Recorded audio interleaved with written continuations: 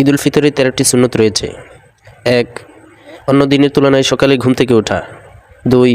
মিসওয়াক করা। 3. গোসল করা। 4. শরীয়তসম্মত সাজসজ্জা করা। 5. সামর্থ্য অনুপাতে উত্তম পোশাক পরা। 6.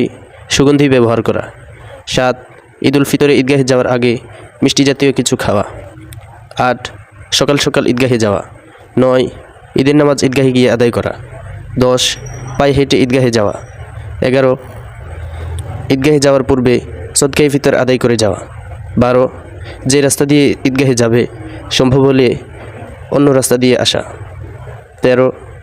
ঈদুল ফিতরে ঈদগাহে যাওয়ার সময় আস্তে আস্তে এই তাকবীর পড়া, আল্লাহু আকবার আল্লাহু আকবার লা ইলাহা ইল্লাল্লাহু আল্লাহু আকবার ওয়ালিল্লাহিল হামদ।